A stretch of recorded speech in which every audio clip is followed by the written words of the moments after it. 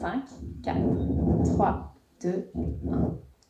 Aujourd'hui, j'ai accepté le challenge de vous présenter ma thèse en 3 minutes. C'est pas facile, mais j'essaye. Elle porte sur un sujet qui m'intéresse beaucoup, les troubles du comportement alimentaire et les troubles de l'usage de l'alcool. Souvent, les émotions négatives sont surmontées par une consommation d'alcool ou par un excès alimentaire excessif. Et il est connu dans la littérature que les troubles du comportement alimentaire et les troubles de l'usage de l'alcool sont souvent associés. L'idée de ma thèse a été de mieux comprendre les caractéristiques spécifiques de ces patients, d'évaluer les motifs de consommation d'alcool et aussi la période de consommation d'alcool qui était avant, pendant ou après les crises de boulimie. Tous les patients ont été recrutés à la CMM à Sainte-Anne et 33 patients ont été inclus dans l'analyse.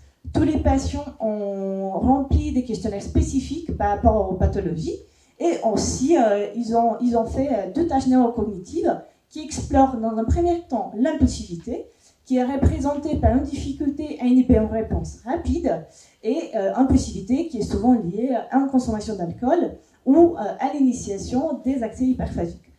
Et une deuxième tâche qui explore plutôt la persévérance, qui est liée plutôt à une difficulté à modifier un comportement devant un feedback négatif.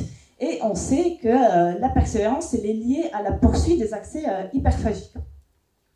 L'approche originale de cette étude-là a été est liée en fait à l'objectif de mieux comprendre les rapports de l'alcool avec les crises d'hyperphagie et dans un but d'identifier des sous-groupes des patients spécifiques et de leur proposer des soins ciblés, personnalisés et plus efficaces. Et nos résultats montrent que les patients qui ont consommé de l'alcool après les crises boulimiques sont des patients qui présentent une symptomatologie alimentaire et liée au trouble des usages de l'alcool plus sévère, des patients qui sont plus impulsifs, plus persévérants, et en général, des patients qui consomment de l'alcool pour diminuer l'anxiété qui est liée aux crises.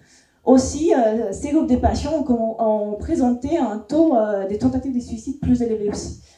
Mais pour continuer le recrutement et l'inclusion des patients, j'ai besoin de votre aide. Je vous remercie pour votre attention et il nous reste 30 secondes pour des questions.